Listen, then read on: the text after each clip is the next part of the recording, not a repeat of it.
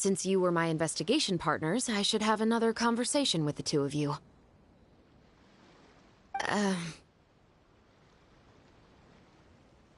Traveler, how would you have responded to Baptiste's request if you were in my shoes?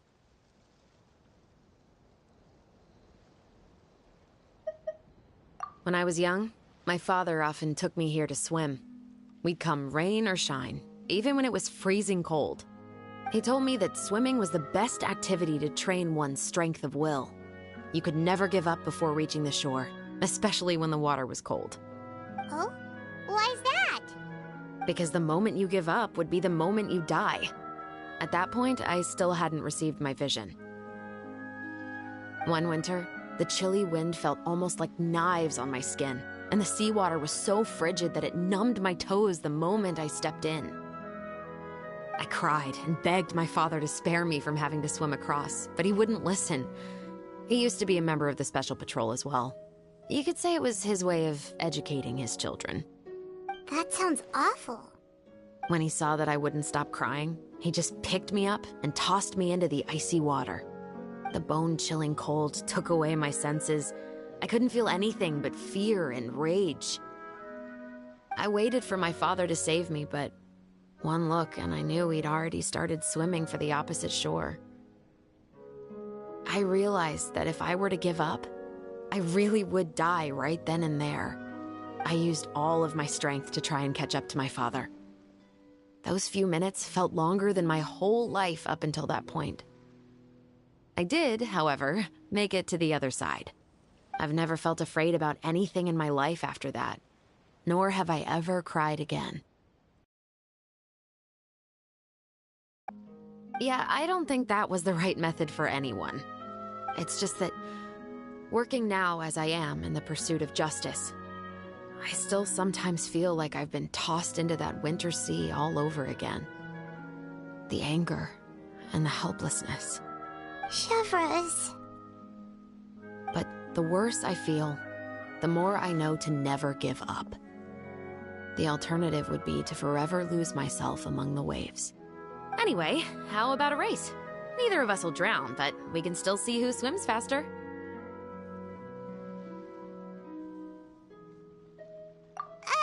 You guys go ahead! Paimon will grab the clapperboard to mark the start of the race.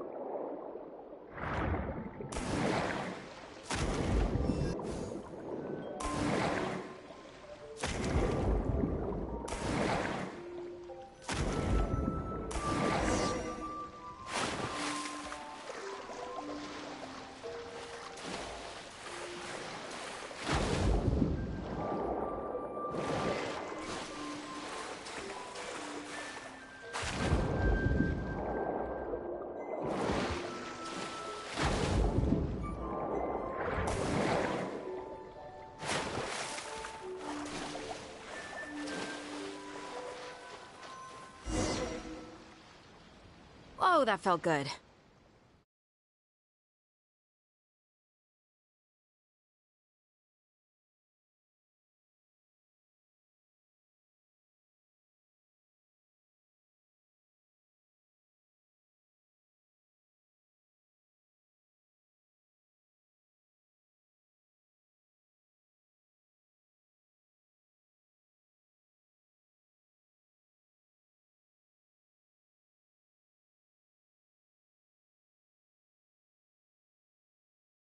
Let's walk a bit more.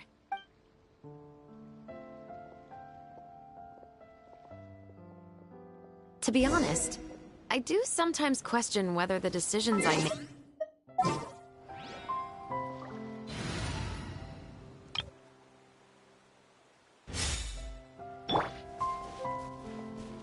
But I know that no matter what, I must keep swimming. Because the only thing I've got my eyes on is the shore in the distance.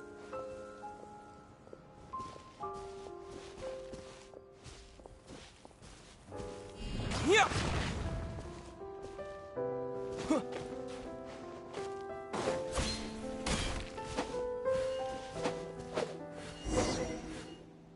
Thank you for coming on this walk with me. I feel a lot better after getting all that off my chest. Huh. We're nearly back at Baptiste's house. Huh. You're right. I didn't realize we were so close. He really did plant a lot of flowers. It's just like how he described it in the story. Huh? Wait. Paimon, Traveler, look! The rainbow roses in the garden. They're in full bloom now.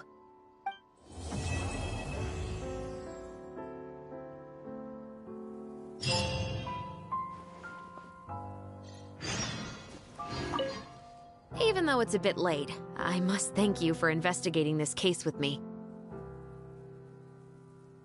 Not on behalf of the Special Patrol this time. It's a personal expression of gratitude from yours truly. Oh, you want to hear more about my father? To be honest, I didn't spend that much time with him.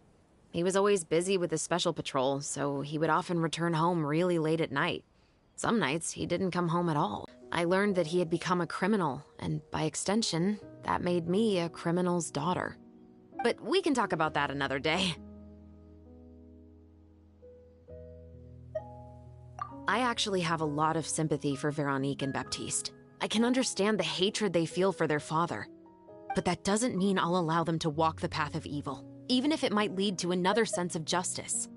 Films are different from the real world. They're a form of art and represent the wishes in people's hearts. I adore the Two Musketeers, and I'm very happy to have had the opportunity to act the role as one. I can't wait to catch the film when it premieres in the Opera House. I'm looking forward to seeing the audience's reaction to the climactic ending. Thank you for looking out for me. I'll see you at the award ceremony. I'd be very surprised if we don't win.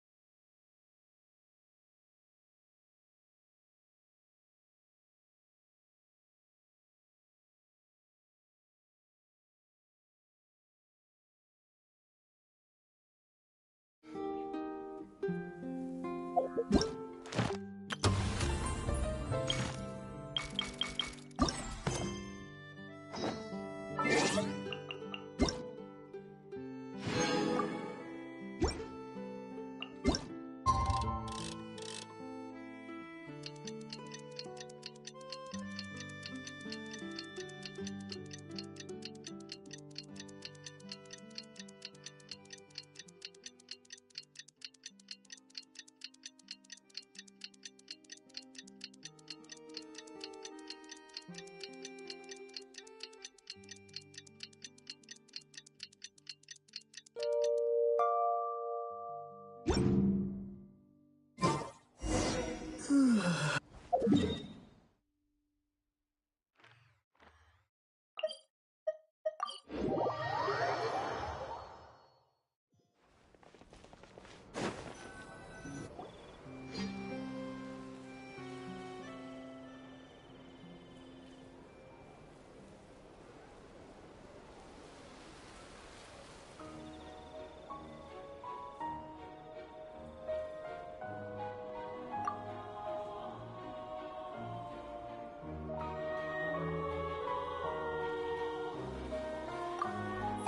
It's been a while!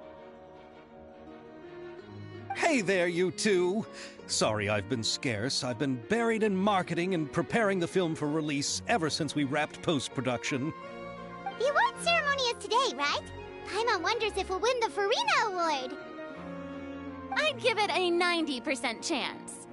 Farina! Oh, Paimon didn't know you were already here. You're earlier than everyone else. I'm sure the others will also be here in no time. Xavier, if we end up getting called on stage, shouldn't you come up with a name for our crew? What? But we don't even know if we're going to win. I wouldn't want to jinx our chances by celebrating early. Just open your eyes! Surely you've seen the audience's reactions to our film. We've had nothing but critical acclaim. You've also had conversations with the Opera House's operating staff, right? Didn't they want to increase the number of showings? With the more you've made from the box office, you can now open your very own film company. But that's all credit to my amazing crew. You've all helped to make this a reality, so I can't be the only one asked to come up with a name. Well, give it some thought. I'm sure the crew will respect your choice. All right, but before that, Traveler and Paimon, could I trouble you to quickly pay a visit to the Fortress of Meripede? Huh? But shouldn't we stay for the award ceremony? I wanted to ask you two to invite Shavraz to join us at the ceremony. She's one of the lead roles, after all. I haven't been able to find her recently, so I haven't had the chance to invite her personally. According to the papers, the culprits of the Musket murder case will be personally escorted today by the captain of the Special Patrol to the Fortress of Meripede. Oh, Paimon gets it now. Yep, just wait here, Xavier, and maybe try to come up with a few snappy-sounding names. All right, then I'll leave you to it.